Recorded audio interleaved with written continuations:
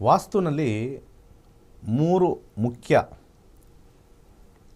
ವಲಯಗಳಿದೆ.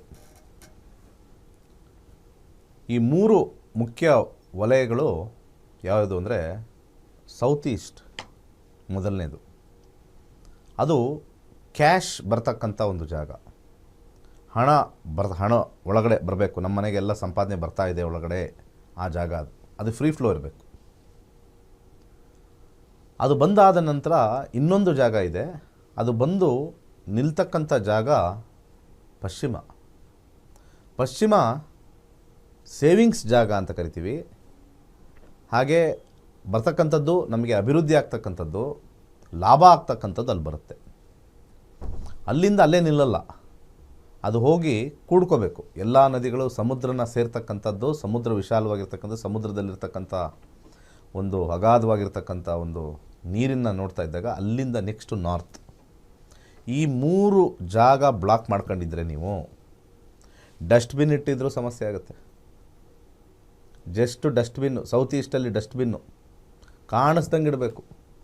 ತುಂಬ ಜನ ಡಸ್ಟ್ಬಿನ್ ಇಡ್ತಾರೆ, ಅದು ಇದು ತರಕಾರಿ ಹೆಚ್ಚೋದೆಲ್ಲ ಅಲ್ಲಿ ಹಾಕ್ಬಿಡ್ತಾರೆ, ಅಲ್ಲೇ ಇರುತ್ತೆ, ತಿಂದಿದ್ದೆಲ್ಲ ಅಲ್ಲೇ ಆಚೆ ಹಾಕ್ತಾರೆ. ಅದು ಒಳಗಡೆ ಕನ್ಸೀಲ್ ಆಗಿರಬೇಕು. ಇದು ವೆರಿ ಇಂಪಾರ್ಟೆಂಟ್, ಕಾಣಿಸ್ಬಾರ್ದಲ್ಲಿ. ಆವಾಗ ಬರ್ತಕ್ಕಂಥ ಹಣ ನಿಲ್ಲದೇ ಇಲ್ಲ, ಮನೆಯೊಳಗಡೆ ಬರೋದಿಲ್ಲ.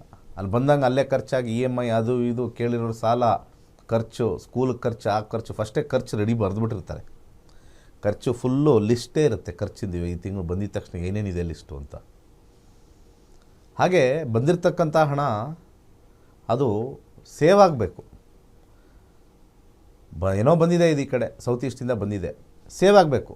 ಆ ಸೇವಿಂಗಲ್ಲಿ ವೆಸ್ಟಲ್ಲಿ ಏನಾದ್ರು ನಿಮಗೆ ಟಾಯ್ಲೆಟ್ ಬಂದಿದ್ದರೆ, ಬಾತ್ರೂಮ್ ಬಂದಿದೆ ವೆಸ್ಟಲ್ಲಿ, ಅಥವಾ ವೆಸ್ಟಲ್ಲಿ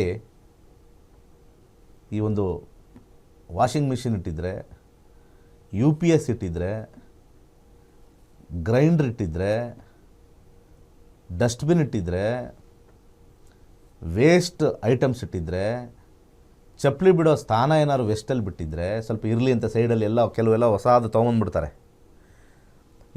ಯೂಸ್ ಮಾಡೋದೆಲ್ಲ ಮನೆ ಮುಂದೆ ಪಕ್ಕದಲ್ಲಿ ಆ ಕಡೆ ಇರುತ್ತೆ. ಯೂಸ್ ಮಾಡದಿರೋದು ಹೊಸ ಚಪ್ಪಲಿಗಳನ್ನೆಲ್ಲ ಅದು ಯಾವಾಗಲೂ ಎಲ್ಲಿ ಉಪಯೋಗ ಅಂತ ನೀವು ತಲೆಯಲ್ಲಿ ಇಟ್ಕೋಬೇಕು. ಅದನ್ನು ತಂದು ವೆಸ್ಟಲ್ಲಿ ಸ್ವಲ್ಪ ಒಳಗಡೆ ಒಂದು ರೂಮ್ ಇರುತ್ತೆ, ಆ ರೂಮೋ ಅಥವಾ ಏನಾದ್ರು ಒಂದು ಸೈಡ್ ಜಾಗ ಇರುತ್ತೆ, ವೆಸ್ಟ್ ಸೈಡ್ ಇರುತ್ತೆ. ಇದು ಕೂಡ ಸೇವಿಂಗ್ಸ್ನ ಝೀರೋ ಮಾಡಿಬಿಡುತ್ತೆ.